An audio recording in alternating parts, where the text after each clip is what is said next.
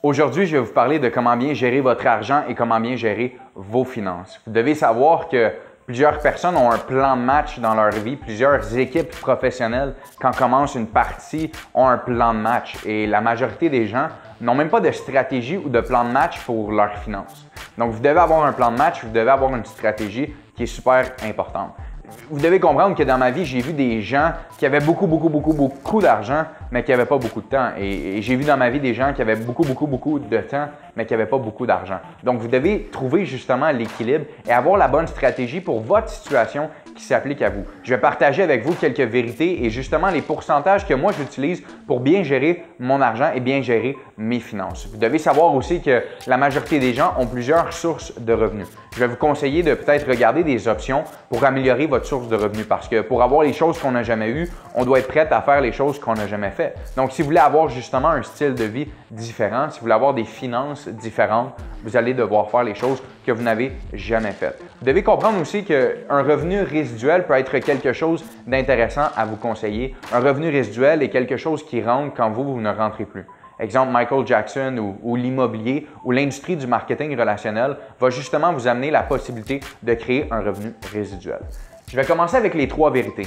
Les trois vérités sont les gens qui commencent à avoir du succès dans la vie ou qui veulent avoir du succès vont souvent avoir trois vérités qui vont faire face. Et les gens vont souvent se dire, la vérité numéro un, c'est ben moi, si j'atteins, exemple, X, Y montant par mois, ben je suis satisfait avec ça. Donc, si j'atteins, exemple, 10 000 par mois, je suis satisfait avec ça. Si j'atteins 50 000 par mois, je suis satisfait avec ça.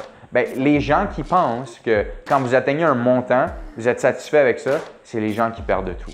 Vous devez savoir qu'il n'y a aucune ligne d'arrêt. Vous n'allez jamais arriver finalement à un montant dont vous allez devenir satisfait. Vous devez toujours vouloir grandir et vous améliorer financièrement, c'est sûr et certain. Je veux dire, l'argent, oui, elle n'est même pas le bonheur, je suis d'accord avec ça, mais l'argent vous permet d'avoir des possibilités et vous amène la liberté. Tandis que, je veux dire, oui, le bonheur, c'est bien, mais essayez de payer vos factures avec du bonheur. Je veux dire, essayez d'appeler Vidéotron et dire j'ai beaucoup de bonheur ce mois-ci, est-ce que tu peux en prendre un peu pour réduire ma facture? Je suis sûr qu'ils vont vous dire non. Donc, la première vérité à comprendre, c'est que vous n'arrivez jamais. Et ne jamais vous fixer justement un montant.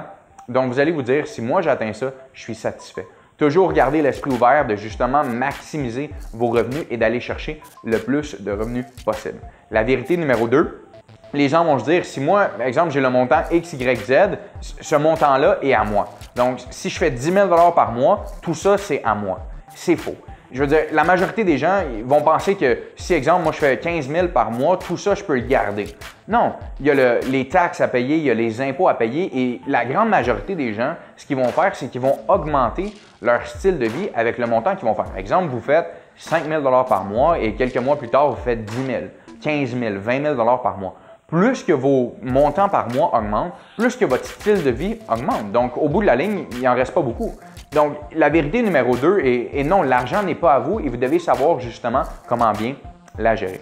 Et la vérité numéro 3, les gens qui ont du succès ou les gens qui commencent à avoir du succès vont se dire, bien, le montant que je fais présentement va être là le prochain mois. Si vous êtes entrepreneur ou si vous commencez à votre compte, vous devez savoir que ça se peut que le montant que vous faites présentement ne soit pas là le mois prochain. Vous devez être au courant de cette vérité-là et vous devez le savoir pour justement planifier et avoir un plan de match pour vos finances. Et c'est ce que je vais partager avec vous aujourd'hui. C'était les trois vérités et vous devez être au courant des trois vérités pour les identifier et que ça peut justement jamais vous arriver. Maintenant, voici mon plan de match à moi sur comment bien diviser votre argent.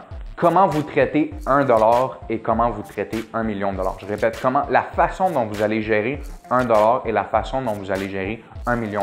Donc, si vous ne portez pas attention à 1, 10 ou 20 et vous le traitez d'une façon différente, je vous garantis que 100 000, 1 million, peu importe, vous allez le traiter de la même façon que les petits dollars. Donc, c'est très important, toujours quand vous avez une entrée d'argent, si vous vous donnez des principes ou si vous dites, moi, c'est la stratégie et le plan de match que je vais adopter, vous devez le garder et toujours gérer votre argent de cette façon-là. Maintenant, le premier 10 ce que moi je fais automatiquement quand l'argent entre dans mon compte de banque, il est divisé automatiquement sous plusieurs comptes automatiques. Le compte numéro 1 que moi j'appelle et que je vous suggère d'avoir est un compte qu'on appelle un compte d'investissement. Le compte d'investissement sert justement à faire des investissements, vous avez bien compris. Donc le compte d'investissement, ce qui arrive, C'est qu'il va être là pour justement investir l'argent et c'est un 10 que vous n'avez pas peur de perdre. Peu importe ce qui peut arriver, je veux dire, c'est un investissement, que ce soit à la bourse, que ce soit dans l'immobilier, que ce soit sur un projet, une opportunité qui se présente. Vous devez savoir que l'investissement est un montant confortable, donc je veux dire, si jamais il arrive quelque chose, peut vous amener beaucoup, ou justement, si vous amène une perte, il n'y a pas de problème parce que c'est dans votre catégorie investissement. Maintenant, le deuxième, 20 va être pour le capital.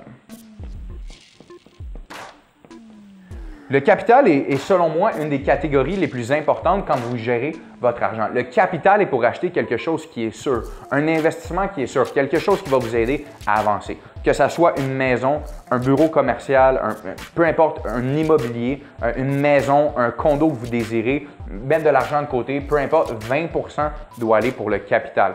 Si vous désirez, exemple, vous achetez une nouvelle auto, vous décidez de commencer à mettre de l'argent de côté pour justement une nouvelle auto, ça va rentrer dans le 20 de capital. Donc, 20 sûr sur des biens, du matériel que vous allez vous acheter justement qui vont vous apporter quelque chose de supplémentaire. Bon, je ne parle pas de justement une Lamborghini ou une Ferrari, mais si vous avez besoin d'une nouvelle auto pour votre travail ou pour accomplir quelque chose, ça va rentrer ici. Sinon, immobilier, la meilleure chose ou un investissement sûr à la bourse, capital 20 chaque rentrée d'argent. Maintenant, 10 ici, et moi j'appelle ça le coaching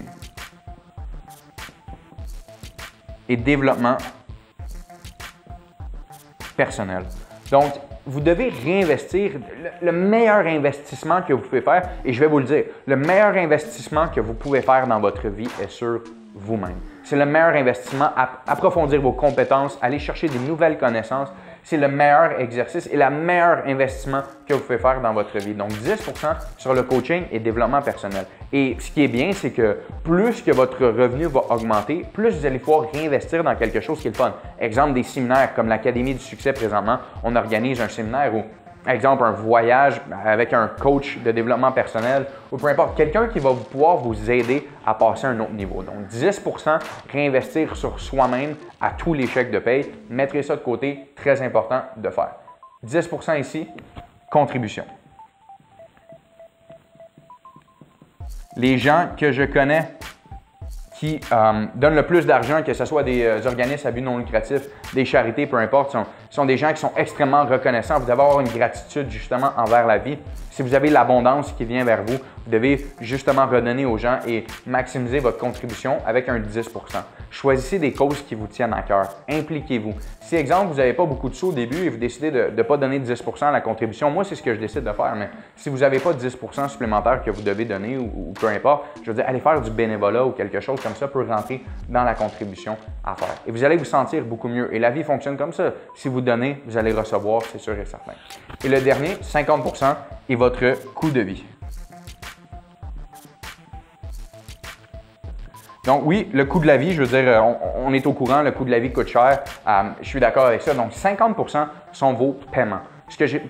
Puis ce qui est important de comprendre ici, c'est votre nourriture, téléphone cellulaire, que ce soit Internet, votre paiement automobile, vos assurances, des trucs comme ça. Tout ça ne doit jamais dépasser 50 de votre revenu total. Pourquoi? Parce que vous ne savez jamais les imprévus qui peuvent arriver ou peu importe ce qui peut arriver dans votre vie, 50 est votre coût de vie.